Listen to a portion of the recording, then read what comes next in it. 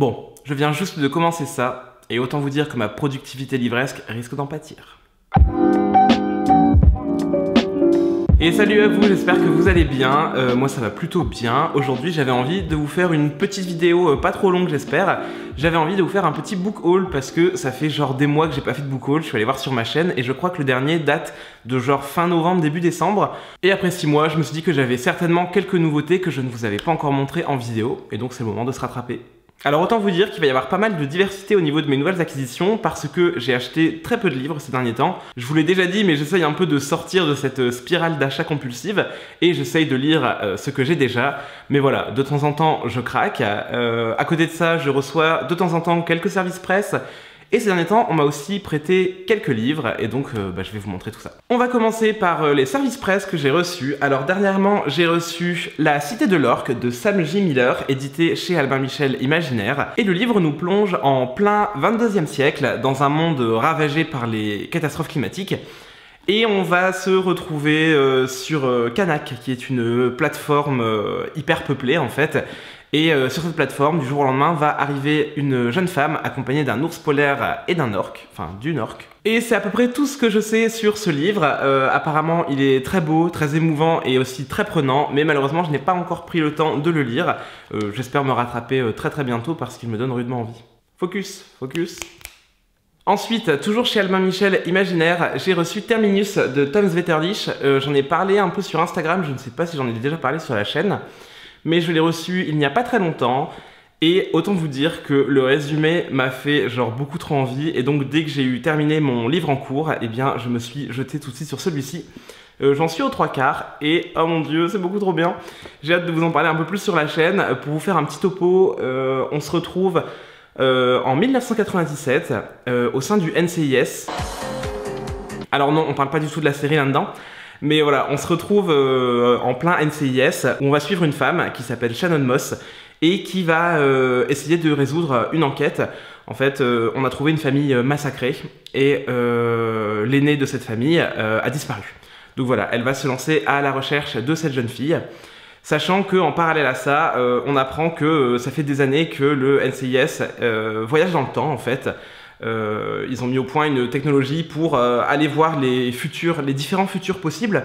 Comme ça peut les aider à résoudre des enquêtes en allant voir directement dans le futur comment l'histoire s'est produite. Et ils ont réussi à trouver la date de ce qu'ils appellent le terminus, c'est-à-dire la fin de toute vie sur Terre.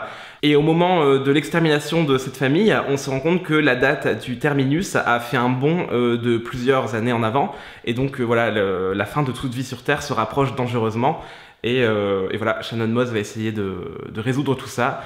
J'explique très mal le bouquin, mais oh mon dieu, c'est beaucoup trop bien, je vous en parle pas plus. Dès que c'est terminé, je vous fais une vidéo là-dessus parce que ça vaut le coup. J'ai ensuite reçu, toujours en service presse, le tome 2 de La Courte Onyx, édité aux éditions La Talente. Je vous avais fait une vidéo sur le premier tome que j'avais vraiment trop aimé, et voilà, j'étais beaucoup trop content quand j'ai reçu ce tome 2, et je compte me plonger dedans assez rapidement. Alors c'est tout pour les services presse, maintenant on va passer aux livres que je me suis offert. Alors dans un premier temps, je me suis trouvé les tomes 2 et 3 de 1Q84 de Haruki Murakami, et je ne sais pas si vous vous souvenez, mais en fin d'année, j'avais lancé le Murakami Vert, donc où je vous invitais tous à lire l'œuvre de Murakami, sauf que je n'ai pas réussi moi-même à me tenir au challenge que je me suis fixé, et donc je n'ai lu que le tome 1, que j'avais vraiment trop aimé, et voilà, j'ai très hâte de lire le 2 et le 3. Mais voilà, j'ai tellement d'autres livres qui me font envie que j'avoue que c'est un peu passé au second plan, mais je compte bien me rattraper très vite. Je me suis ensuite offert un autre livre qui me faisait de l'œil depuis hyper longtemps, et je me suis dit que je n'allais peut-être pas le réclamer en service presse parce que cette maison d'édition m'en a déjà envoyé beaucoup. Et donc je me suis offert American Elsewhere, édité chez Albin Michel Imaginaire. Quand ce livre est sorti, il m'a pas fait plus envie que ça. Et en fait, j'ai lu tellement de critiques hyper positives sur ce livre. J'ai vu tellement de vidéos qui l'encensaient que je me suis dit ok, ça a l'air vraiment bien. Et puis dernièrement, je suis aussi tombé sur un article qui disait que ce livre, c'était la rencontre parfaite entre l'œuvre de Lovecraft et Twin Peaks. Donc autant vous dire qu'une fois que j'ai lu ça, je me suis dit ok, tu n'as plus le choix, il faut que tu l'achètes. Et voilà, je me le suis offert. J'espère le commencer très rapidement. On va pas se mentir, c'est une sacrée brique, donc voilà, il faut que je trouve le temps. Et ensuite, pour le dernier livre de mes achats récents, je me suis offert Les Furtifs de Alain Damasio, publié aux éditions La Volte. Alors Alain Damasio, je pense qu'il n'est plus à présenter, c'est lui qui a écrit la fameuse Horde du Contrevent, et il a écrit aussi... Oh non, j'ai oublié... Bref, ceci est son 3e roman, je crois, et voilà, moi j'ai toujours voulu lire du Alain Damasio, la Horde du Contrevent me fait envie depuis genre des années, mais je n'ai jamais pris le temps de le lire en fait, et donc vu qu'il a sorti son nouveau roman, je me suis dit bon, c'est peut-être le moment de se lancer, et donc je me suis offert Les Furtifs. J'ai vraiment beaucoup trop hâte de le lire, je pense que c'est mon prochain livre, dès que j'ai terminé Terminus, je me lance dans Les Furtifs, et je pense me lancer aussi en parallèle dans les archives de Rochard, parce que je n'en peux plus, ce livre me donne beaucoup trop envie. Bref, ce n'est pas le sujet, et donc voilà, ça sera mon premier Damasio, j'espère que ça me plaira, mais en tout cas le résumé me fait beaucoup trop envie, et je pense que si ça me plaît, j'irai lire derrière La Horde du Contrevent. En ce qui concerne l'histoire du livre, j'ai l'impression que la 4e de couverture est assez évasive, j'aurai un peu de mal je pense à vous faire un résumé sans dire n'importe quoi, donc je préfère me taire, le lire, et vous en reparler quand ce sera fait. Ensuite, chose qui arrive assez rarement parce que je suis quelqu'un qui adore acheter ses livres, des amis m'ont prêté des bouquins et donc voilà, pour une fois je ne leur ai pas dit non mais laisse, je me l'achèterai. Je me suis dit Quentin, économise ton argent et laisse les gens te prêter des choses. Et donc dernièrement, j'ai vu que Enki Bilal avait sorti une nouvelle trilogie, enfin les 2 premiers tomes d'une nouvelle trilogie qui s'appelle Bug, et j'ai eu extrêmement envie de les acheter pour les lire. Faut savoir que je n'ai jamais lu de Enki Bilal et que ça m'a toujours trop intrigué.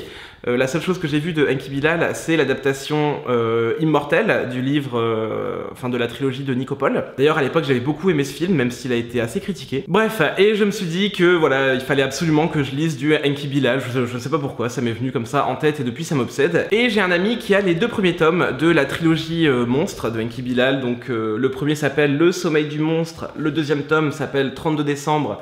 Et le 3e tome, eh ben, il ne l'a pas, donc je ne sais pas comment est-ce qu'il s'appelle. Mais voilà, j'ai déjà hâte de lire ces 2 premiers tomes, j'espère que ça va me plaire. Je me souviens que quand j'étais un peu plus jeune, j'avais envie de le lire, mais le style graphique m'avait un peu rebuté. Et aujourd'hui, maintenant que je suis un petit peu plus vieux, eh bien, je le trouve plutôt cool. Donc voilà, j'ai beaucoup très hâte de lire ces 2 tomes. Et puis je manquerai pas de vous dire ce que j'en ai pensé. Et pour terminer, une autre amie m'a prêté un livre dont je vous ai parlé il y a genre 2 vidéos je crois. Et c'est L'Âge d'Or de Cyril Pedrosa et de Roxane Morey. Donc voilà, je n'aurai pas besoin de dépenser tout l'argent que j'ai de côté pour m'offrir ce livre magnifique. Et je pense le commencer peut-être aujourd'hui. Et bien sûr, une fois que je l'aurai lu, je ne manquerai pas de vous faire part de mon avis. Mais en tout cas, je suis en train de le feuilleter là. Et mon dieu, les planches, elles sont tellement, mais tellement belles. Donc voilà, je pense qu'il risque d'y passer dans la journée. Parce que voilà, ça a l'air d'être une vraie pépite. Et pour terminer, cette semaine, en début de semaine, c'était mon anniversaire. Et donc j'ai eu l'occasion de fêter ça avec tous mes amis. Et ils m'ont offert quelques cadeaux avec, entre autres, eh bien vous en doutez, des livres. Alors c'est des livres qui sortent un petit peu de ce que j'ai l'habitude de vous présenter, parce que le premier c'est un petit livre avec toutes les quotes de RuPaul. Je sais pas si vous connaissez RuPaul, moi je suis un énorme fan de RuPaul. C'est une drag queen qui a son propre show télévisé que vous pouvez retrouver sur Netflix, qui s'appelle RuPaul's Drag Race. C'est vraiment hyper trop cool, trop génial. C'est un concours de drag queen, donc voilà, toutes les catchphrases sont iconiques. C'est un show qui est bourré d'humanité, de talent, d'humour. Et voilà, bref, je suis méga trop fan. Et donc voilà, mes amis me connaissent bien et ils m'ont offert le petit livre de quotes. Et pour terminer, on m'a aussi offert un petit livre sur la broderie, parce que ceux qui me suivent sur Instagram le savent peut-être, mais je suis un grand fan de broderie. J'adore broder, ça me détend. Sauf que ces derniers temps, j'ai un peu perdu, je savais plus trop quoi broder, et voilà, on m'a offert un joli livre avec plein d'exemples de plantes et de jolies fleurs qu'on peut broder dans des tambours. Donc autant vous dire que je sais à quoi je vais passer mes prochains dimanches, entre un livre audio et la broderie. Voilà, je pense que ça va être parfait. Donc voilà, c'est tout pour ce book haul. J'espère que ça vous a plu. Moi, ça m'a pas mal plu de vous le faire, d'autant plus que ça faisait vraiment longtemps que je n'avais pas fait un. Mais bon, comme je vous l'ai dit, j'essaie vraiment de beaucoup moins acheter parce que j'ai tellement une tonne de livres qui n'attendent que d'être lus dans ma bibliothèque que voilà, il faut plus que je craque autant qu'avant. Même si il y a une pile de bouquins dans ma wishlist que j'ai très envie de lire. Mais voilà, il faut que je me concentre sur ce que j'ai déjà, et voilà. Là-dessus, je vous laisse. Comme d'habitude, je vous souhaite de très bonnes lectures, et puis on se retrouve très vite dans une prochaine vidéo. Ciao!